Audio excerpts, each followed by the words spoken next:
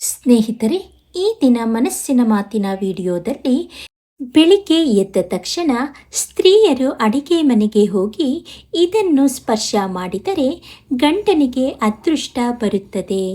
ಧನಲಾಭದ ಜೊತೆ ಮನೆ ತುಂಬ ಐಶ್ವರ್ಯ, ಸಂಪತ್ತು, ಬಂಗಾರ ತುಂಬಿ ತುಳುಕಬೇಕೆಂದರೆ ಸ್ತ್ರೀಯರು ಯಾವ ನಿಯಮಗಳನ್ನು ಪ್ರತಿನಿತ್ಯ ಮನೆಯಲ್ಲಿ ಪಾಲಿಸಬೇಕೆಂದು ಈ ವಿಡಿಯೋದಲ್ಲಿ ತಿಳಿಯೋಣ ಸ್ನೇಹಿತರೆ.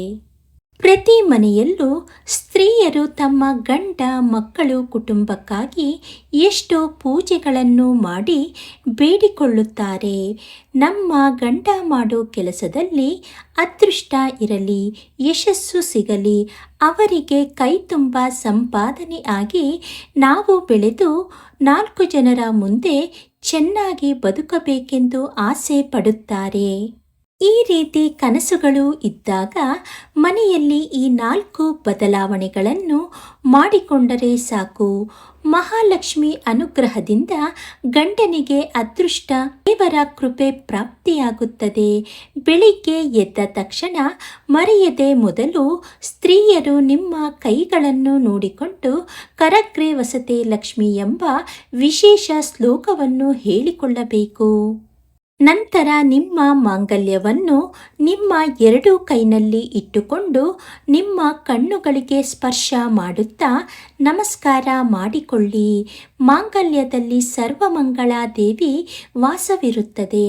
ಆದ್ದರಿಂದ ಮೊದಲು ಗಂಡ ಕಟ್ಟಿದ ತಾಳಿಯನ್ನು ಕಣ್ಣಿಗೆ ತಾಗಿಸಿ ನಮಸ್ಕಾರ ಮಾಡಿಕೊಳ್ಳಿ. ನಂತರ ಸ್ತ್ರೀಯರು ಭೂದೇವಿಗೆ ಭಕ್ತಿಯಿಂದ ನಮಸ್ಕಾರ ಮಾಡಿಕೊಳ್ಳಬೇಕು. ಅಡುಗೆ ಮನೆಗೆ ಹೋಗುವ ಮುನ್ನ ಹಲ್ಲನ್ನು ಉಜ್ಜಿ ಕೈಕಾಲು ಮುಖ ತೊಳೆದು ನಂತರ ಅಡಿಗೆ ಮನೆಗೆ ಹೋಗಿ ಅಗ್ನಿಯನ್ನು ಬೆಳಗಿಸಿ ಅಡುಗೆ ಮಾಡಬೇಕು. ಸ್ನಾನ ಮಾಡಿ ಅಡುಗೆ ಮನೆಗೆ ಹೋಗಲು ಸಾಧ್ಯವಾಗಲಿಲ್ಲ ಎಂದರೆ ಈ ರೀತಿ ಕೈಕಾಲು ಮುಖ ತೊಳೆದ ನಂತರ ಮಾತ್ರ ಅಡುಗೆ ಮನೆಗೆ ಪ್ರವೇಶ ಮಾಡಿ ಅಗ್ನಿ ಸ್ಪರ್ಶ ಮಾಡಬೇಕು. ಅಪ್ಪಿತಪ್ಪಿಯೂ ಕೈಕಾಲು ಮುಖ ತೊಳೆಯದೆ ಅಡುಗೆ ಮನೆಗೆ ಪ್ರವೇಶ ಮಾಡಬೇಡಿ.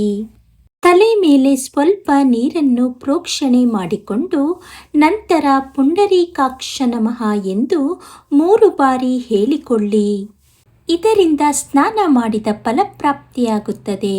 ನಂತರ ಅಡುಗೆ ಮನೆಗೆ ಹೋಗಿ ಒಲೆಯನ್ನು ಹಚ್ಚಿ ಅಗ್ನಿ ದೇವರಿಗೆ ನಮಸ್ಕಾರ ಮಾಡಿಕೊಳ್ಳಬೇಕು. ಈಗ ಮಹಾಲಕ್ಷ್ಮಿ ಅನುಗ್ರಹ ಪ್ರಾಪ್ತಿಯಾಗಲು ಮೊದಲು ಗ್ಯಾಸ್ ಸ್ಟವ್ ಮೇಲೆ ಹಾಲನ್ನು ಬಿಸಿ ಮಾಡಬೇಕು. ಹಾಲನ್ನು ಕಾಯಿಸಿದ ನಂತರವೇ ಉಳಿದ ಅಡುಗೆಗಳನ್ನು ಮಾಡಬೇಕು. ಹಾಲು ಕಾಯಿಸಿ ಕಾಫಿ, ಟೀ ಮಾಡಿ ನಂತರ ಉಳಿದ ಅಡುಗೆ ಕೆಲಸಗಳನ್ನು ಮಾಡಿಕೊಳ್ಳಿ. ಮಹಾಲಕ್ಷ್ಮಿ ದೇವಿಗೆ ಸ್ವಚ್ಛತೆ ಇಷ್ಟ.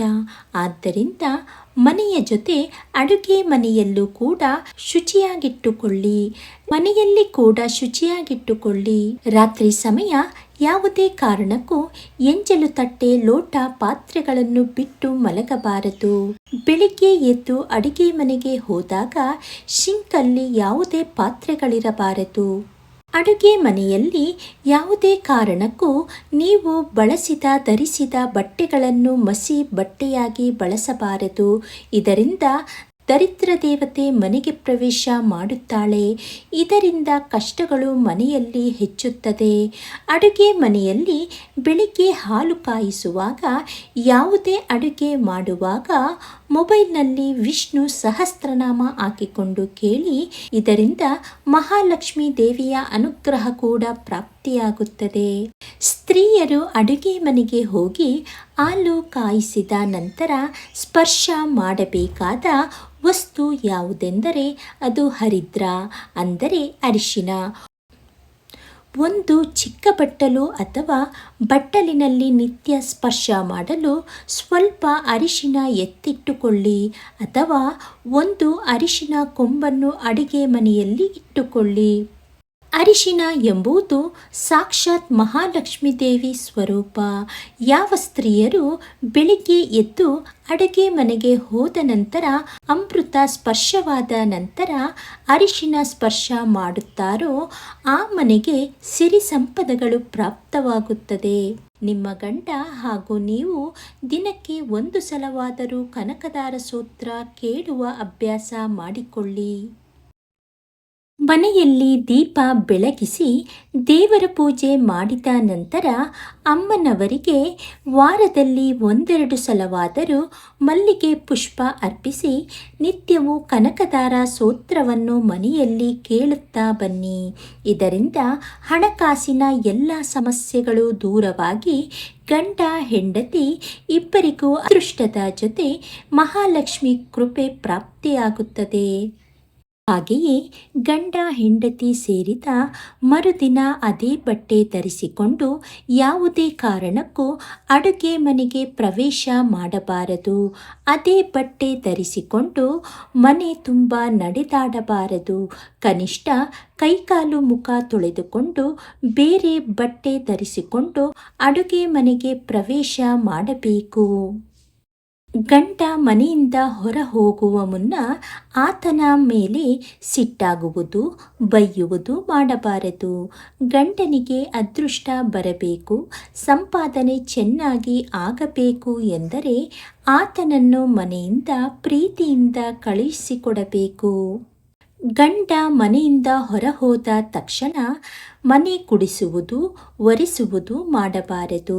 ಬದಲಾಗಿ ಗಂಡ ಮನೆಯಿಂದ ಹೊರ ಹೋಗುವ ಮುನ್ನವೇ ಸ್ವಚ್ಛತಾ ಕೆಲಸಗಳನ್ನು ಮಾಡಿರಬೇಕು. ಅಥವಾ ಗಂಡ ಹೋದ 1 ಮುಹೂರ್ತ ಸಮಯ ಅಂದರೆ 1 ಗಂಟೆಗಳ ನಂತರ ಮನೆ ಕ್ಲೀನ್ ಮಾಡಬೇಕು.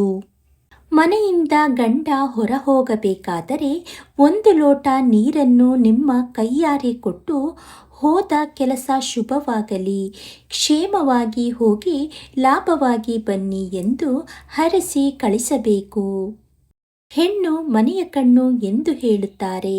ಮಹಾಲಕ್ಷ್ಮಿ ಸ್ವರೂಪವಾದ ಹೆಣ್ಣಿನ ಬಾಯಿಯಿಂದ ಈ ರೀತಿ ಮಾತುಗಳನ್ನು ಗಂಡ ಕೇಳಿದಾಗ ಸಂತೋಷಗೊಂಡು ಕೆಲಸ ಮಾಡಲು ಹೋಗುತ್ತಾನೆ. ಆ ದಿನವೆಲ್ಲ ತನ್ನ ಪತ್ನಿ ಹೇಳಿದ ಪ್ರೀತಿ ತುಂಬಿದ ಮಾತು ಆತನಿಗೆ ನೆನಪಾಗುತ್ತಿರುತ್ತದೆ. ಇದರಿಂದ ಒಳ್ಳೆಯ ಆಲೋಚನೆಗಳು ಆತನಿಗೆ ಬರುತ್ತದೆ. ಮಾಡುವ ಯಾವುದೇ ಕೆಲಸದಿಂದ ಯಶಸ್ಸು ಕೂಡ ಸಿಗುತ್ತದೆ. ನೋಡಿದ್ರಲ್ಲ, ಸ್ತ್ರೀಯರು ಮಾಡುವ ಯಾವ ಕೆಲಸಗಳಿಂದ ಗಂಡನಿಗೆ ಯಶಸ್ಸು, ಅದೃಷ್ಟ ಲಭಿಸುತ್ತದೆ ಎಂದು.